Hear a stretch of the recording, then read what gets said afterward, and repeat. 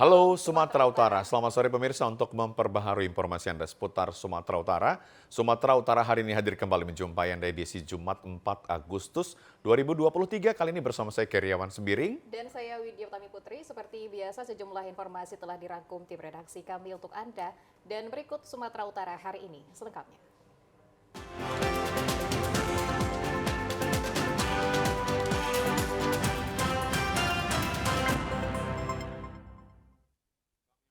Yang pertama, pemirsa, ribuan rumah masyarakat di Medan Utara terendam banjir rob. Kondisi ini menyebabkan masyarakat resah karena aktivitas mereka menjadi terhambat. Banjir rob setinggi 2,6 meter dari permukaan laut kembali melanda Medan Utara, mengakibatkan ribuan rumah warga terendam. Akibatnya warga kesulitan melakukan aktivitas sehari-hari. Banjir rob tersebut tidak hanya merendam perumahan warga, namun juga merendam dermaga Pelabuhan Belawan sehingga aktivitas bongkar muat dari kapal terganggu. Hal tersebut dikatakan Kepala BMKG Maritim Belawan Sugiono diwakili Christine Marpaung. Dengan kondisi ini masyarakat di Medan Utara dihimbau agar waspada dengan banjir rob dan dihimbau tidak membuang sampah ke dalam drainase karena akan menyumbat saluran air tersebut yang mengakibatkan merendam rumah warga. Selain itu, bagi pengguna transportasi laut seperti kapal penumpang dan kapal kargo maupun kapal tanker dan nelayan agar menggunakan alat navigasi yang tersedia. Prediksi pasang rob yang terjadi di daerah Belawan sendiri diperkirakan mencapai lebih dari 2,3 meter terjadi dimulai dari akhir bulan Juli kemarin hingga tanggal 7 Agustus 2023. Ketinggian maksimalnya sendiri mencapai 2,6 meter dan kemungkinan rob akan terjadi di wilayah Kecamatan Medan Belawan, Cicanang, Medan Marelan, dan Medan Labuhan. Tidak lupa kepada masyarakat sekitar juga untuk selalu membuang sampah tidak sembarangan dan membersihkan saluran drainase demi meminimalisir kejadian dari rob di sekitar wilayahnya. Ribuan perumahan di Medan Utara direndam air pasang rob yang merendam jalan protokol dari Kota Belawan hingga ke Pangkal Titi maksud kami. Akibatnya banyak kendaraan pribadi, angkutan umum, dan pengendara sepeda motor terganggu. Untuk mengantisipasi kelangkaan dan pengoplosan gas LPG 3 kg, Satreskrim Polres Tanah Karo mengecek pasokan di agen dan pangkalan gas LPG di wilayah Kabupaten Karo. Isu ketersediaan gas LPG 3 kg yang semakin menipis menyebabkan keresahan bagi sebagian masyarakat di sejumlah daerah. Menanggapi hal tersebut, Satreskrim Polres Tanah Karo mengecek langsung pasokan gas LPG 3 kg di agen dan pangkalan di wilayah Kabupaten Karo. Memonitoring ketersediaan gas LPG dan menyesuaikan harga eceran tertinggi. Kanit Ekonomi Satreskrim Polres Tanah Karo, Ibda Muhammad Amar mengatakan, melalui arahan dari Kapolres, langkah monitoring ini bertujuan agar pasokan gas LPG tidak sampai langka dengan memastikan stok di agen dan pangkalan. Dari hasil pengecekan, ketersediaan gas LPG ukuran 3 kg di wilayah Kabupaten Karo masih dalam kategori aman. Pada monitoring ini juga personel Polres Tanah Karo menghimbau kepada agen maupun pangkalan agar tidak melakukan pelanggaran hukum seperti penimbunan maupun pengoplosan. Baik, kami dari Satreskrim Polres Tanah Karo menanggapi isu yang beredar di mana beberapa wilayah mengalami kelangkaan gas LPG 3 kg. Maka kami di Satreskrim Polres Tanah Karo atas perintah Bapak Kapolres Tanah Karo melakukan pengecekan ke pangkalan dan agen di wilayah Kabupaten Karo untuk memastikan isu-isu kelangkaan LPG 3 kg tersebut. Pemirsa, Kodim 0201 Medan gerbek lokasi penimbunan gudang penyimpanan bahan bakar minyak jenis solar. Petugas menemukan sejumlah tandon drum dan satu truk tangki berisi bahan bakar minyak solar. Menanggapi laporan masyarakat adanya dugaan penimbunan bahan bakar minyak jenis solar, Kodim 0201 Medan menerjunkan tim gabungan Intel ke lokasi gudang penyimpanan bahan bakar minyak solar di Kelurahan Titipapan, Kecamatan Medan Deli kemarin. Gudang penimbunan bahan bakar minyak solar tersebut ditemukan dalam kondisi tersimpan rapi pada tandon ukuran 1000 liter. Sejumlah tandon ukuran 1000 liter terlihat berjajar dilengkapi dengan penutupnya. Tidak hanya tandon, petugas juga menemukan sejumlah drum berukuran 200 liter dan satu truk tangki air yang telah dimodifikasi berukuran 5.000 liter berisi bahan bakar solar tanpa pemiliknya. Kepala Lingkungan 13 Kelurahan Titipapan Zul mengatakan gudang yang menjadi lokasi penimbunan bahan bakar minyak solar tersebut merupakan bekas pabrik minuman yang telah berjalan 4 tahun lalu. Ya bekas pabrik minuman ringan Pasmo gitu. Nama tutup udah lebih kurang 4 tahunan lah. Informasi yang saya dapat ya di telepon Babinsa bahwa ada kegiatan di sini. Ya mau kemari mereka gitu temuannya, nggak tahu kalau seperti ini. Bersama? Solar. Solar? Ada dugaan penimbunan solar di dalamnya? Solar lah. Terkait penggerebekan gudang penimbunan bahan bakar minyak solar ini, belum ada keterangan resmi dari petugas. Aparat Kodim 0201 menyerahkan barang bukti kepada Polres Pelabuhan Belawan untuk pengembangan lebih lanjut. Pemirsa, Polres Labuhan Batu menggelar operasi pasar untuk mengawasi dan menjamin ketersediaan serta distribusi bahan pokok, sekaligus meninjau pangkalan LPG 3 kg di wilayah Kabupaten Labuhan Batu kemarin sore. Operasi pasar ini diadakan untuk melihat kestabilan harga di pasar bersama tim Satgas Pangan Polres Labuhan Batu beserta stakeholder terkait. Di antaranya Dinas Perindustrian dan Perdagangan serta Dinas Ketahanan Pangan Kabupaten Labuhan Batu. Operasi pasar dilaksanakan di 7 lokasi, yaitu Pasar Gelugur, Pasar Sigambal, Pasar Aek Nabara, Bulog Agen Gas LPG, Pasar Modern Suzuya, dan Pasar Modern Beras Tagi yang ada di Kabupaten Labuhan Batu. Tujuan diadakannya operasi pasar ini untuk menjamin ketersediaan, distribusi, dan stabilitas harga sehingga tidak terjadi kelangkaan. Pada distribusi dan kestabilan harga sesuai dengan HET, hal ini juga dilakukan sebagai respon menindaklanjuti adanya isu kelangkaan LPG 3 kg di sejumlah daerah.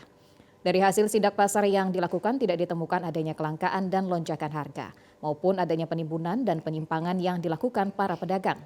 Operasi pasar yang dilakukan Satgas Pangan ini merupakan salah satu bentuk implementasi dari program prioritas yang disampaikan Kapolda Sumatera Utara, khususnya pada program ketiga, percepatan penanganan program prioritas pemerintah, yaitu dalam hal percepatan transformasi ekonomi.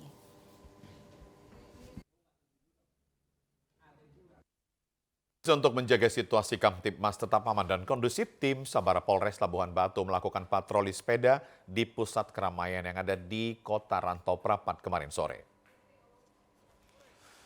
Unit Sabara Polres Labuhan Batu melakukan patroli sepeda untuk memberikan rasa aman kepada masyarakat. Pengamanan lalu lintas di jalan raya maupun patroli di tempat-tempat keramaian, salah satunya di lokasi Suzuya Mall yang ada di Kota Rantau Prapat. Patroli ini bertujuan mengurangi tindakan kejahatan di jalan maupun di tempat perbelanjaan. Dengan adanya patroli sepeda dapat meningkatkan citra Polri di mata masyarakat. Salah seorang security Suzuya Mall, Rasid, mengatakan patroli sepeda ini dinilai sangat positif dan membantu petugas keamanan jika terjadi ada tindakan kejahatan. Maka patroli sepeda bisa langsung menangani kejadian tersebut.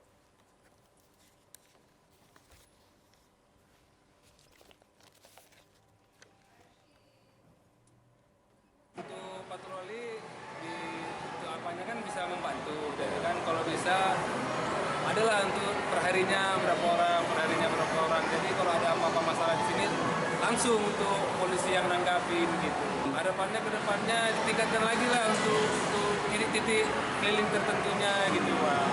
Kalau bisa yang biasanya sebulan sekali jadi tiap hari lah kalau bisa gitu. Kepala Tim Patroli Sepeda Bribtu Bima Soleh mengatakan kegiatan ini merupakan rutinitas yang dilakukan Polres Labuhan Batu bertujuan untuk memberikan rasa aman dan nyaman kepada masyarakat Kabupaten Labuhan Batu saat berbelanja di pusat keramaian.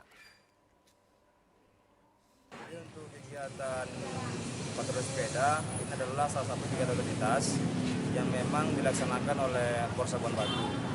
Terus gunanya untuk menciptakan rasa aman dan nyaman terhadap masyarakat yang sedang melaksanakan ataupun berbelanja di pusat perbelanjaan, contohnya seperti Sudia Mall. Kalau untuk titik tujuan dari patroli bersepeda, salah satunya adalah tempat-tempat keramaian masyarakat, pusat perbelanjaan, baik itu Sudia Mall, pajak-pajak, dan lain-lain segalanya. Patroli sepeda ini diharapkan dilakukan secara berkesinambungan terutama di lokasi objek vital maupun tempat keramaian untuk mengurangi terjadinya aksi kejahatan di Kabupaten Labuhan Batu.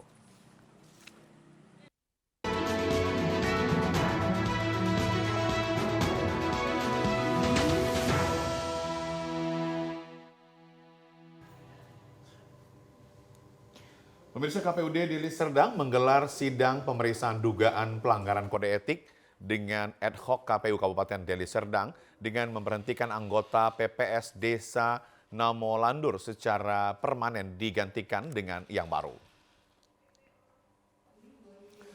Keputusan Komisi Pemilihan Umum Republik Indonesia nomor 337 tahun 2020 tentang pedoman teknis penanganan pelanggaran kode etik, kode perilaku, sumpah, janji, dan fakta integritas. Anggota Panitia Pemilihan Kecamatan, Panitia Pemilihan Pemungutan Suara, dan kelompok penyelenggara pemungutan suara berdasarkan keputusan KPU RI di atas dan adanya laporan Panitia Pemilihan Kecamatan atau PPK Namorambe, anggota Panitia Pemungutan Suara PPS Desa Namolandur tidak aktif bekerja disebabkan berbagai alasan. Ketidakaktifan anggota PPS tersebut dikuatkan dengan laporan tertulis dan saksi-saksi yang dihadirkan pelapor. Sementara pada persidangan kode etik terlapor tidak pernah hadir. Panitera Sidang Kode Etik Misaroh Lubis mengatakan berdasarkan keputusan KPU RI nomor 337 tahun 2020 tentang badan ad hoc yang tidak dapat menjalankan fungsi dan tugasnya, maka KPUD menggelar sidang kode etik. Hingga saat ini KPUD Deli Serdang sudah memberhentikan secara permanen 4 orang anggota PPS di Kabupaten Deli Serdang. Yang bersangkutan sudah 2 kali dipanggil secara patut tetapi tidak hadir. Pihak terkait juga sudah mencoba menghubungi yang bersangkutan, tetapi yang bersangkutan tetap tidak memberikan kabar untuk bisa hadir ke persidangan kode etik. Yang kedua, dari laporan-laporan pihak pelapor, yaitu berupa berita acara bahwasanya saudara Hilman tadi memang tidak aktif menjalankan tugas dan fungsinya sebagai anggota PPS. Sudah disarankan untuk mengundurkan diri, juga tidak bersedia mengundurkan diri, jadi dibawa ke persidangan kode etik. KPUD Deli Serdang berharap kepada seluruh badan ad hoc agar bekerja secara bersungguh-sungguh karena pemilihan umum 2024 semakin dekat. Sistem informasi pencalonan Silon yang digunakan KPU dalam melakukan pendaftaran bakal calon legislatif Bacalek membuat proses pendaftaran dan verifikasi lebih efektif. Aplikasi berbasis teknologi informasi dalam pendaftaran bakal calon legislatif untuk pemilu 2024 diakui penyelenggara pemilu sangat mempermudah kinerja petugas dalam pemeriksaan administrasi yang masuk ke Komisi Pemilihan Umum KPUD Sumatera Utara. Ketua KPU Sumut Herdensi mengatakan aplikasi sistem informasi pencalonan yang digunakan saat ini sudah sangat sesuai dengan perkembangan teknologi dan menjadikan KPU sebagai penyelenggara mengetahui administrasi yang tidak benar. Dikatakan meski penggunaan silon ini baru digunakan dalam pemilu tahun 2024, namun setiap partai yang ikut pada pemilu tahun 2024 memiliki operator atau admin untuk mempermudah partai dalam mendaftarkan bacaleknya. Jika partai politik menemukan kendala dapat menggunakan helpdesk untuk berkonsultasi dengan pihak penyelenggara pemilu sehingga setiap tahapan pada pendaftaran bacalek hingga penetapan dapat berjalan dengan baik. Ya, hampir semua tahapan ya kita melaksanakan dengan berbasis teknologi informasi. Terkait DPT kita ada Sidalih, kemudian terkait pencalonan kita ada Silon, terkait partai politik kita ada Sipol, nanti terkait dengan kampanye ada Sidakam dan lain-lain. Pastilah sistem ini dia pasti akan lebih efektif. Bayangkanlah kalau kemudian berkas 1.625 bakal calon anggota legislatif ini kita periksa manual kan, itu pasti membutuhkan waktu yang panjang dengan jumlah orang yang banyak. Semakin banyak orangnya pasti biasnya juga akan semakin besar. Makanya ya kita sangat terbantu lah dengan seluruh aplikasi yang dibuat oleh KPU RI. Salah satu partai politik yang ikut pada pemilu 2024 mengaku penggunaan teknologi informasi dalam setiap tahapan pemilu mempermudah dan lebih mengefektifkan setiap proses yang diikuti. Dikatakan sampai saat ini penggunaan Silon belum menemui kendala sehingga belum melakukan helpdesk untuk berkonsultasi dengan KPU. Ya ini lebih menguntungkan karena memang kalau aplikasi itu kita bisa buka, kita bisa lihat apa yang sudah kita upload, apa yang belum kita upload. Kalaupun nanti ada kesilapan, di mana kesilapannya. Jadi benar-benar kita bisa melihat secara langsung proses verifikasi yang dilakukan oleh KPU. Kalau ada caleg yang belum memenuhi syarat, kita akan lakukan perbaikan selagi ada masa pencermatan, kalau nggak salah ada masa pencermatan. Dan alhamdulillah kita yakin insya Allah PCAD dari Partai Keadilan Sejahtera untuk provinsi semuanya insya Allah akan memenuhi syarat. Seluruh tahapan pemilu dalam pendaftaran bakal calon legislatif hingga penetapan calon masih berjalan dengan baik. Usai dilakukan pengumuman penetapan calon, KPU masih memberikan waktu untuk melakukan perubahan dengan persetujuan DPP partai politik.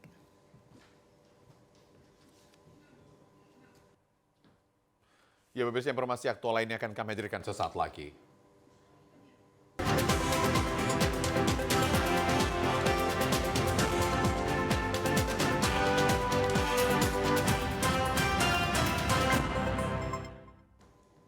Indonesia merupakan salah satu pangsa pasar yang cukup potensial dalam meningkatkan kunjungan wisatawan di Malaysia.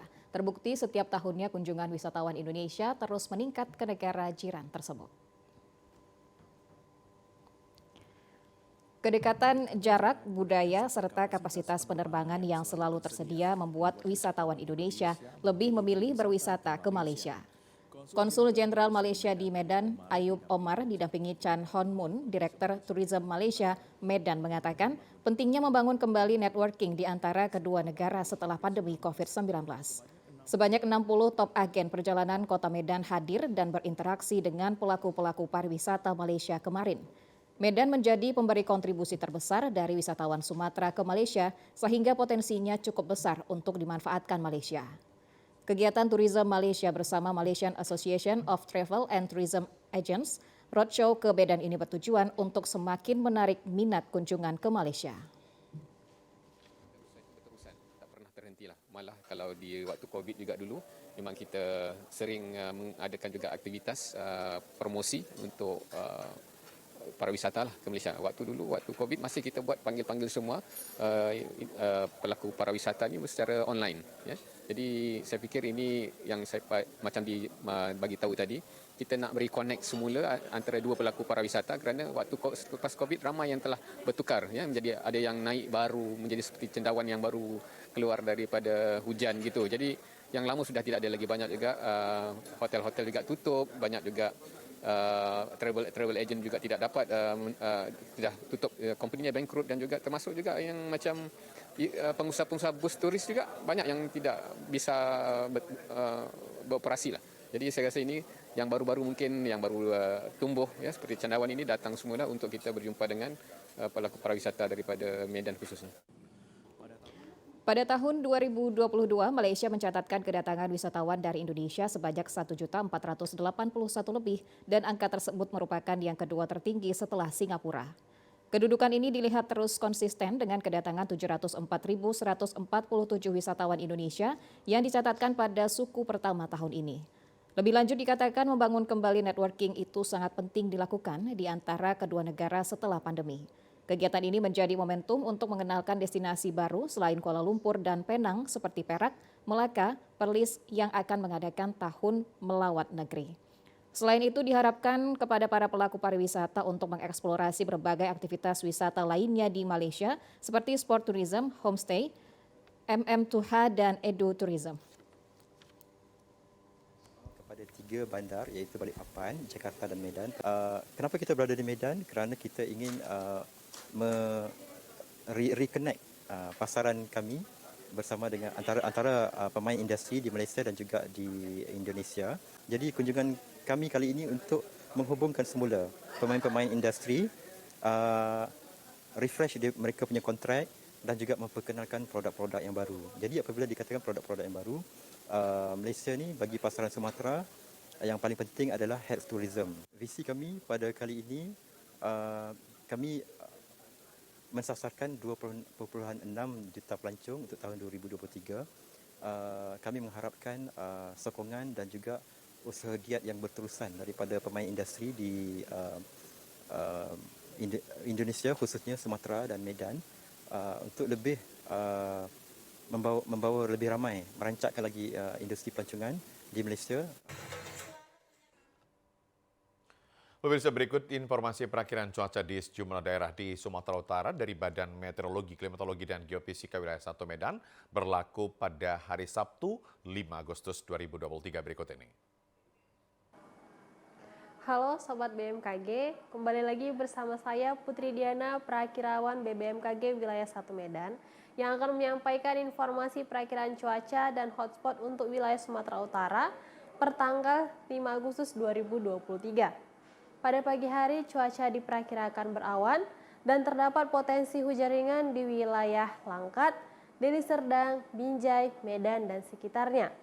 Untuk siang hingga sore hari, diperkirakan berawan dan terdapat potensi hujan ringan hingga sedang di wilayah Sumatera Utara, yaitu hujan sedang di wilayah Langkat, Deli Serdang, Karo, Dairi, Pakpak Barat, Humbahas, Tapanuli Tengah, Sibolga, Tapanuli Utara, Samosir, Tapanuli Selatan, Padang Sidimpuan, Mandeling Natal, Padang Lawas Utara, dan sekitarnya. Sedangkan untuk malam hari diperkirakan berawan dan terdapat potensi hujan ringan hingga lebat di sebagian besar wilayah Sumatera Utara, di mana hujan lebat berpotensi di wilayah Karo, Dairi, Humbahas Sundutan, Tapanuli Tengah, Sibolga, Tapanuli Selatan, Mandeling Natal, dan sekitarnya. Serta untuk dini hari diperkirakan berawan dan berpotensi hujan ringan di wilayah Batubara, Asahan, Labuhan Batu Utara, Labuhan Batu Selatan, dan sekitarnya. Suhu udara berkisar 17 hingga 34 derajat Celcius dengan kelembapan udara 60 hingga 95%. Angin bertiup dari arah tenggara hingga barat daya dengan kecepatan 10 hingga 30 km per jam. Titik panas atau hotspot di wilayah Sumatera Utara terpantau pada tanggal 3 Agustus 2023 terdapat 4 titik, yaitu 1 titik di Toba Samosir, 1 titik di Labuhan Batu, 1 titik di Asahan, dan 1 titik di Serdang Bedagai. Untuk seluruh masyarakat, kami himbau untuk tetap waspada akan terjadinya hujan lebat di sebagian besar wilayah lereng timur, pegunungan, hingga lereng barat Sumatera Utara yang dapat memicu terjadinya bencana hidrometeorologis. Demikian informasi yang dapat kami sampaikan. Terima kasih, semoga bermanfaat, dan sampai jumpa. Informasi menarik lainnya akan kembali kami hadirkan usai jeda berikut. Tetaplah bersama kami di Sumatera Utara hari ini.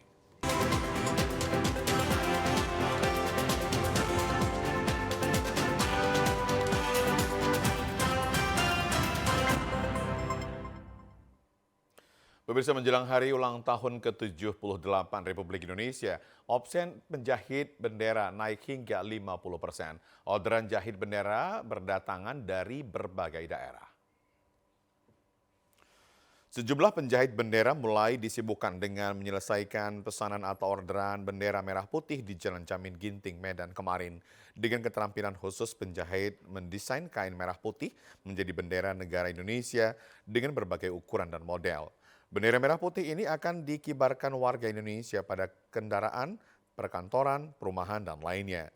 Dalam menyemarakan perayaan hari ulang tahun ke-78 Republik Indonesia, penjahit membandrol bendera merah putih dari harga Rp5.000 hingga ratusan ribu rupiah, tergantung model dan ukuran.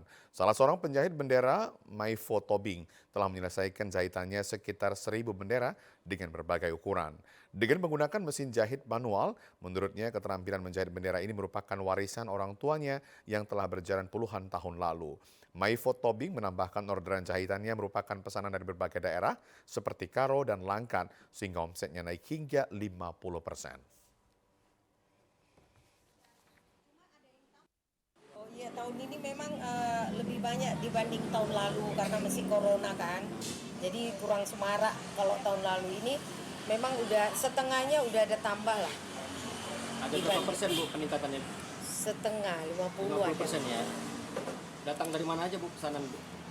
Kita yang udah langganan itu Tanah Karo, Sidikalang, Langkat juga ada. Yang biasa kita kerjakan mulai ukuran kecil untuk sepeda motor, mobil, itu kan yang seperti ini ya, yang kecil lah. Kemudian standar ukuran rumah paling kecil sampai yang untuk kantor paling besar. Selain menerima orderan, jahit bendera yang akan dikirim ke berbagai daerah di Sumatera Utara, MyFood juga menjual bendera di tempat mereka menjahit. Pemirsa, daun kelor hasil tanaman khas Indonesia ternyata memiliki segudang manfaat bagi kesehatan. Melihat manfaatnya yang begitu besar, pelaku UMKM di daerah Tapanuli Utara mengolahnya menjadi aneka ragam makanan.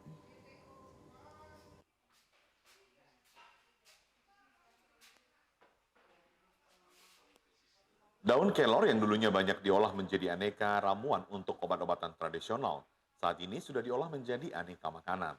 Salah seorang ahli gizi, Tieni Nadia, yang telah melakukan penelitian akan tingginya nutrisi yang terdapat pada daun dan buah kelor, mendorongnya untuk mendukung pelaku UMKM kuliner Ratu Kelor di Tapanuli Utara untuk mengolah berbagai penganan berbahan dasar daun kelor, mulai dari biskuit, agar-agar, dan bubur bayi. Menurut ahli gizi, hasil olahan makanan yang terbuat dari daun kelor sangat cocok dikonsumsi oleh anak-anak penderita stunting.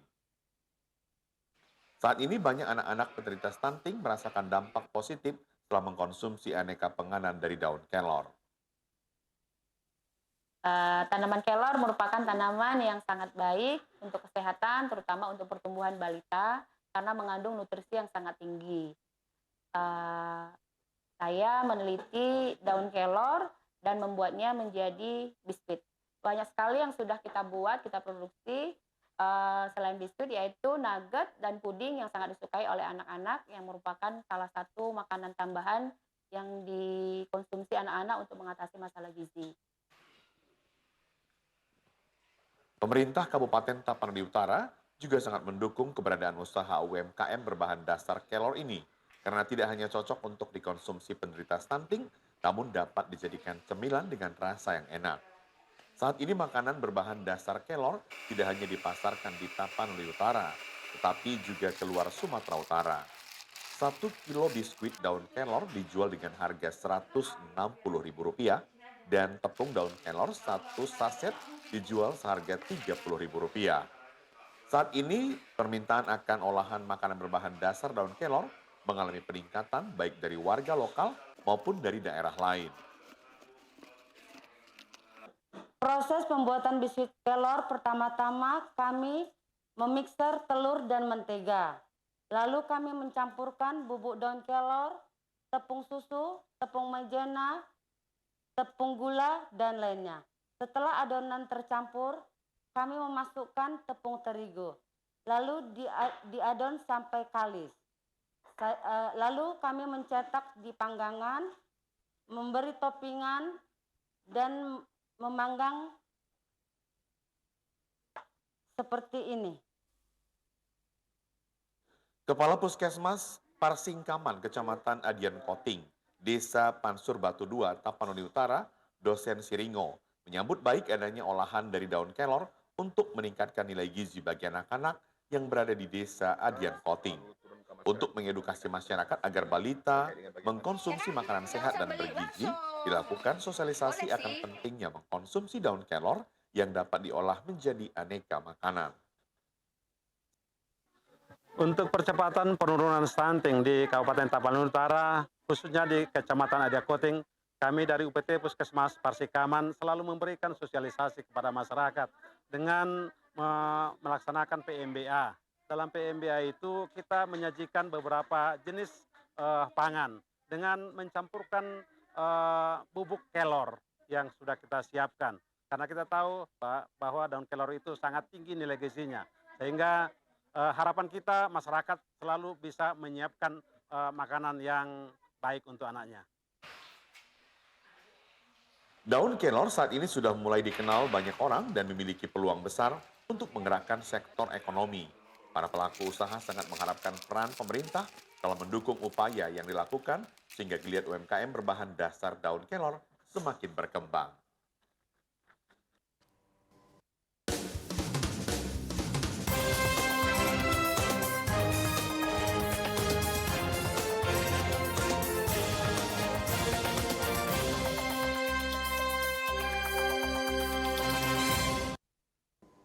Sejumlah oknum guru yang melakukan perundungan terhadap pelajar SMA di Kota Bengkulu terancam sanksi kode etik hingga pencopotan status mengajar dari pemerintah Provinsi Bengkulu. Tegas diambil pemerintah Provinsi Bengkulu terhadap oknum guru SMA di Kota Bengkulu yang terlibat perundungan terhadap siswanya. Oknum guru yang terlibat akan dikenakan sanksi pencopotan dari status mengajar di sekolah tersebut. Sekretaris Daerah Provinsi Bengkulu Hamka Sabri menjelaskan, perlakuan oknum guru yang melakukan perundungan sudah di luar batas dan melenceng dari etika seorang tenaga pendidik. Kode etik pun akan diterapkan Pemprov Bengkulu dengan memindahkan oknum tersebut ke sekolah di daerah sebagai bentuk penyegaran agar hal serupa tak terulang. Ada kode etiknya nanti. Kode etiknya kita turunkan. Seperti dulu kan ada guru di SMA 4 dulu kan, kita turunkan dia dipindahkan dulu ke Seluma dulu, biar dia penyegaran dulu. Pasti itu kode etik nanti kita turunkan.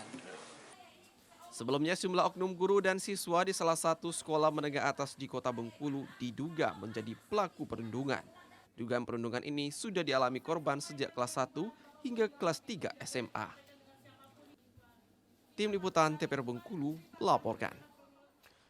Pemirsa, memasuki usia yang ke-25 tahun, pemerintah provinsi mendukung TVRI Bengkulu menjadi televisi dengan tayangan berkualitas. Tak hanya itu, namun siaran yang sudah masuk ke pelosok desa dinilai dapat bersinergi dengan pemerintah untuk pembangunan Bengkulu. Setiap tanggal 3 Agustus ini, TVRI Bengkulu resmi berusia yang ke-25 tahun. Di usia ini, pemerintah Provinsi Bengkulu berharap TVRI Bengkulu dapat meningkatkan kualitas siaran dengan program-program yang membangun, sehingga dapat bersinergi dengan pemerintah provinsi untuk membangun Bengkulu melalui program-program yang berpihak kepada rakyat. Tak hanya kualitas tayangan, namun juga SDM yang turut berperan menyediakan program-program yang mencerdaskan. Dan banyak sekali memang kemajuan yang dialami oleh TVRI, dan kita tahu bahwa mungkin satu-satunya televisi yang siarannya sampai ke pedesaan itu dari dulu juga adalah TVRI. Menyampaikan informasi-informasi kepada masyarakat sebagai media pemersatu bangsa, dan juga lebih meningkatkan kualitas tayangan sehingga dapat diakses di seluruh masyarakat Provinsi Bengkulu. Terbanyak wartawan yang berkualitas yang memang terus standby memantau seluruh aktivitas pembangunan di Provinsi Bengkulu.